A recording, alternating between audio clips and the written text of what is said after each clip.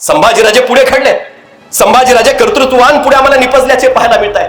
संभाजीराजांनी बुधभूषण नावाचा ग्रंथ लिहिला, फक्त लढायाच केल्या. संभाजीराजांचं वयाच्या 32व्या वर्षी औरंगजेबानं संभाजीराजांना यातना दिल्यात आणि संभाजीराजांचा देहांत झाला. एवढाच संभाजीराजांचा इतिहास नाही. छत्रपती संभाजीराजांनी, आम्ही म्हणतो 16व्या वर्षी ज्ञानेश्वर माऊलीने अमृतात ही पैजा जिंके, ऐसी अक्षरे रसिक मिळवेन असं सांगणाऱ्या ज्ञानेश्वरीची निर्मिती केली. पण वयाच्या 14व्या वर्षी बुधभूषणम सारखा राजकारणावरती भाष्य करणारा संस्कृत मधला सर्वोत्तम ग्रंथ छत्रपती संभाजी महाराजांनी लिहिलाय. पुढे नायिका भेद लिहिलाय, नखशिकांत लिहिलाय, किती ग्रंथ संभाजी महाराजांनी लिहिले.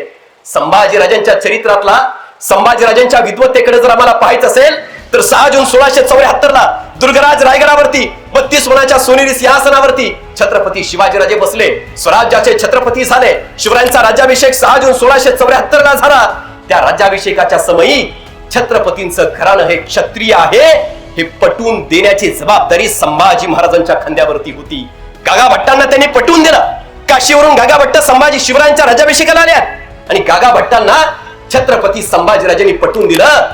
छत्रपती संभाजी महाराजांचा संस्कृतचा, धर्मकारणाचा, राजकारणाचा अभ्यास बघून गागा भट्ट भारावून गेले आणि गागा भट्टासारख्या पंडितानं एक पुस्तक लिहिलं. त्या पुस्तकाचं नाव आहे समयनय आणि ते पुस्तक गागा भट्टासारख्या पंडितानं अर्पण करताना सांगितलं, वयानं लहान असले तरी सुद्धा बुद्धिमत्तेनं कुशाग्र आणि सर्वोत्तम असणाऱ्या विद्वान पंडित छत्रपती संभाजी महाराजांना मी गागा भट्ट यानं लिहिलेलं स्वतःचं पुस्तक अर्पण करतो. यावरून संभाजीराजांची बुद्धिमत्ता आमच्या लक्षात